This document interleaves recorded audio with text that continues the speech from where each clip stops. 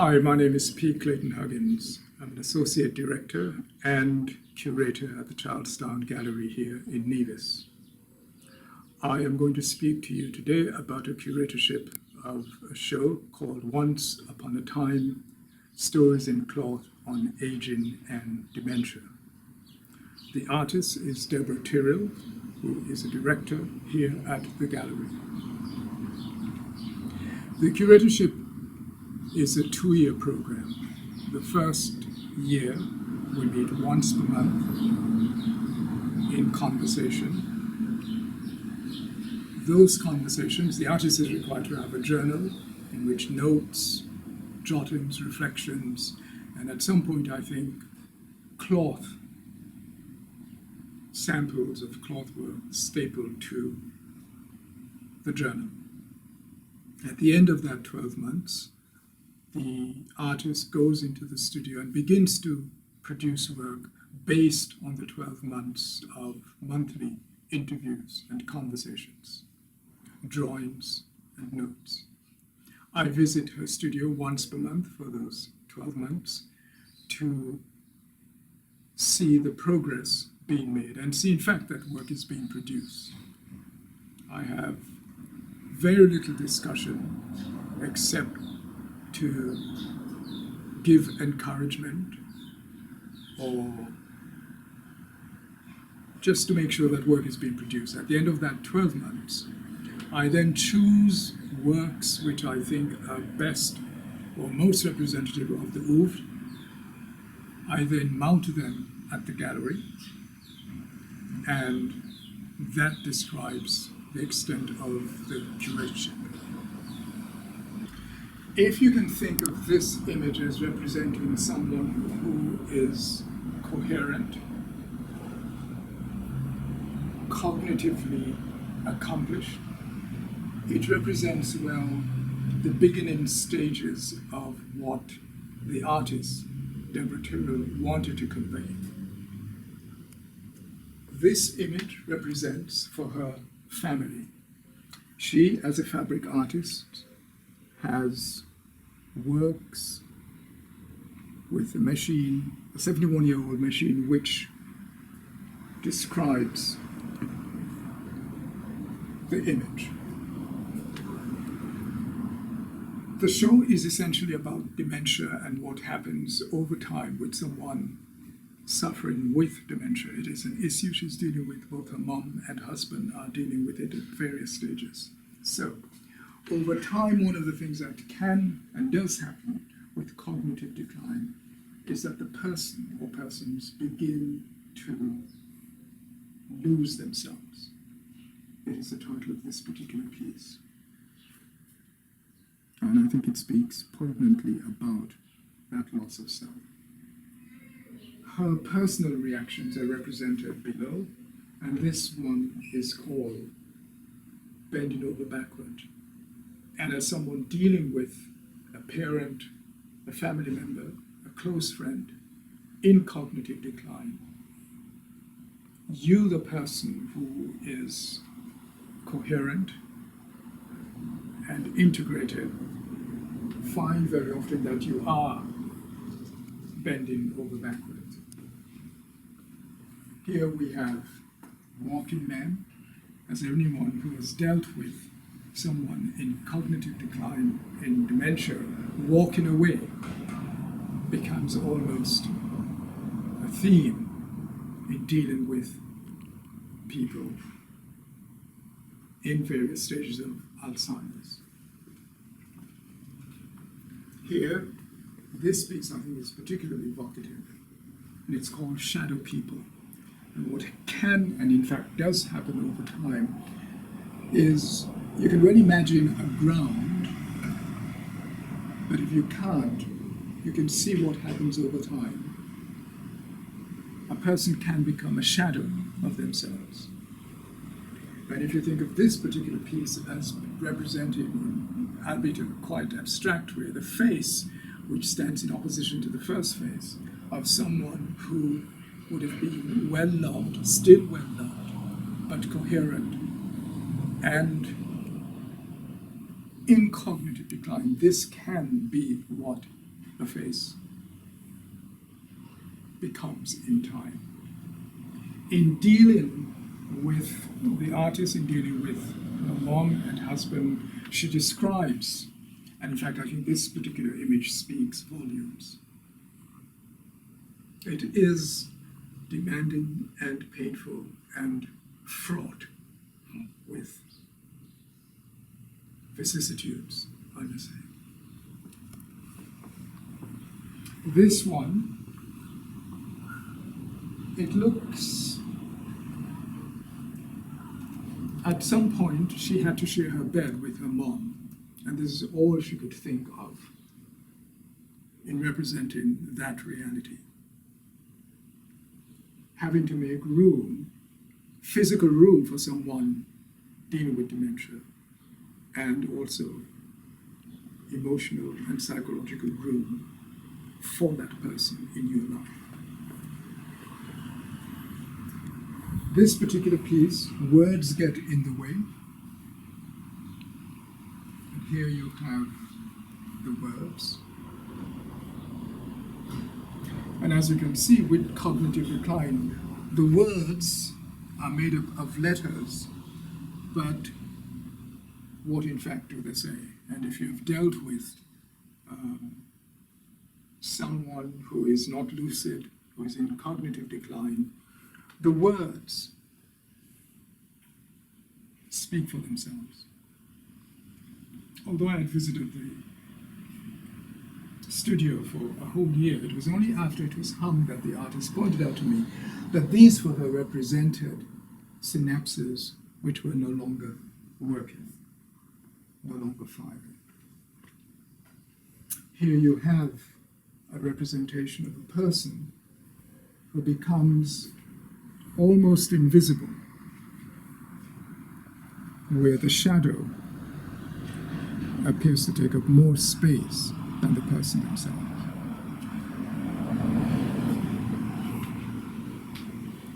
There are lucid moments, piece of sunrise. There are incidents and memories which anchor us to those in cognitive decline. And this work represents the harsh reality of having to deal with a loved one who, although they are present physically, are no longer present emotionally, certainly not in a way which is reciprocal, and no longer available for discourse. These two particular pieces are called Going Home, and the artists, Ms. Deborah Tyrell, insists that to some extent her mom, who is in her late 80s, is preparing to leave and to go to the other side. And this is something which anyone who's dealing with dementia and cognitive decline must contemplate. It is an inevitability for all of us, but I think that people who are in dementia always remind us of that. These particular pieces are quite evocative. They're all made of fabric. And they are called empty vessels, because in fact, after a while, people who are suffering from dementia and in cognitive decline become, as it were, empty vessels. The sculptures represent to the artist, or for the artist, what in fact can happen. They're called unraveling, and it is what can and does happen to the mind of someone living with Alzheimer's. These particular sculptures are quite, for me, astonishing and evocative. I remember when I went to the studio and saw them and had them explained to me, I said, no, it's almost too obvious, too simple, too elegant, but I think also quite evocative. They're called pins and needles. Each sculpture contains 24 pins, and they're attached to a magnet, and in fact can be manipulated as you wish. They describe the reality of someone who is coherent and who is in fact dealing with someone with Alzheimer's, where speaking to someone who is not lucid takes you to that point where you are in fact constantly on pins and needles. You cannot have a rational conversation with someone in cognitive decline. And the question, and I've faced that with my own father, do you humor? Do you respond in kind? Do you try to respond to what they are speaking about? So you're constantly negotiating a way to communicate with someone suffering with cognitive decline, and it creates for you this sensation of being, as the sculptures say, on pins and needles. As I say, each one contains 24 pins, and that represents the 24 hours of the day, because it's, particularly in the case of the artist, where she lives both with her husband and mother, it is a day-long involvement. I want to point out to you this machine, which was manufactured in 1941, and it was used to make most of the images you see. And in fact, the capabilities of the machine determined to some extent the shapes, like family, the walk-in man, the kind of almost linear shape of images are, in fact, because it is difficult to maneuver cloth on this particular brand or kind of machine. Later ones, of course, you can do all sorts of wonderful things, but this had a lot to do to determine the shape of the images. This particular image is a balancing act, and as I referred earlier to being on pins and needles, always for the person who is coherent and has cognitive integrity, it is always a balancing act. But how do you balance? If you look very closely, how do you balance? You weigh this against that. Where is the fulcrum? And that is always a continuing search. This particular piece was, in fact, part of it was done by Deborah's mom. And she can and still does, I know this particular piece also was, part of it was done by her. And it's a deeply emotional matter. Deborah's sister pointed out to me that she spoke to someone, she was in the gallery, and facilitated the sale of this particular piece. And when she pointed out that, in fact, her mom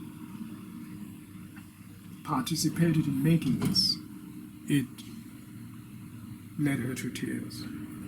It's a deeply emotional piece, deeply emotional work.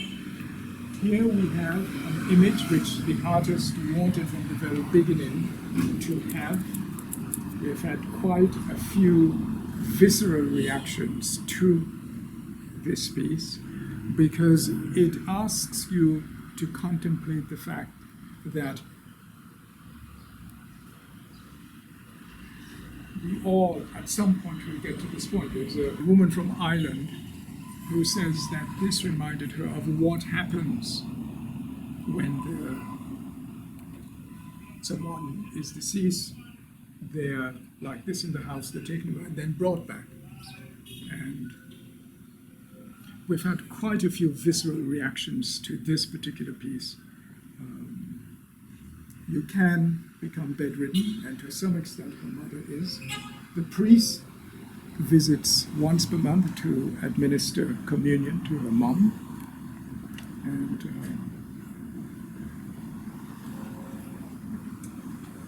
these choral piece and this piece represents the brain, and you can see the difference or the decline. It's a very literal representation of the decline in the brain.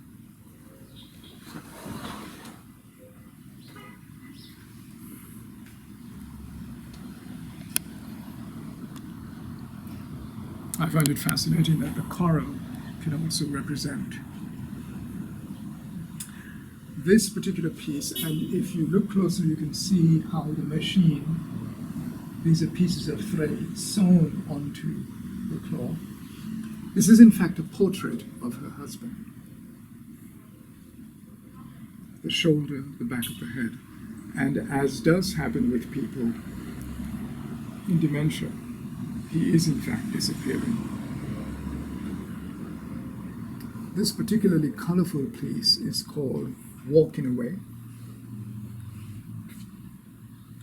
and I will help you to see the person walking away.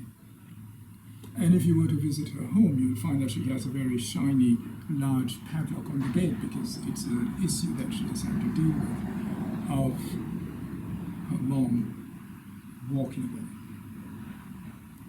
And it happens here in Nevis, Toronto, Boston, London. If you think of this as being, the title is When Nothing Makes Sense, you can think of this as representing a certain kind of coherence, a certain kind of rationality. It's a familiar shape, but if you look closely, you'll find that they're missing threads, as it were. And you can think of it as the beginning of that process of decline that can occur.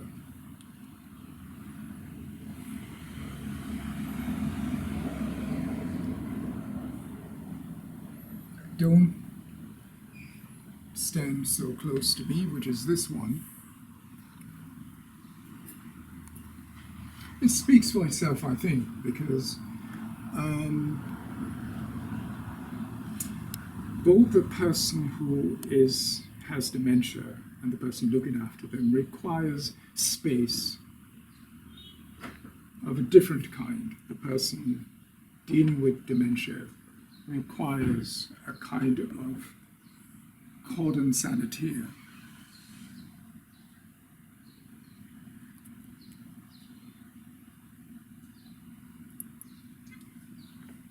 And the person looking after, also requires space to recuperate, to rejuvenate, to contemplate. This I like very much. Nothing is lost in spirit.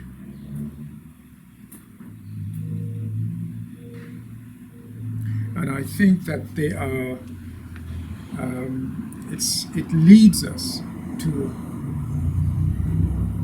these particular pieces, 3 pieces, which are called guardian angels. And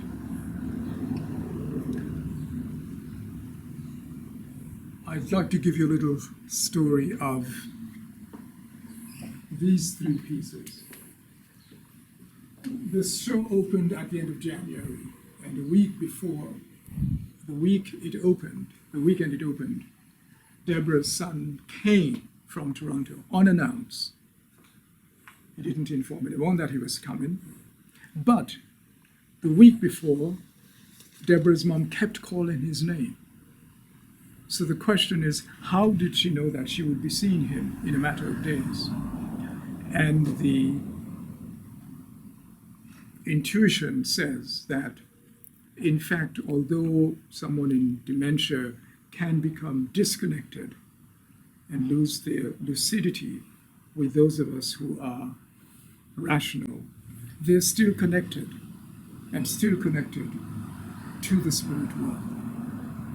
And their guardian angels, if you wish, are the ones who guide and protect them and indeed keep them connected to us, as indeed we're all connected spiritually.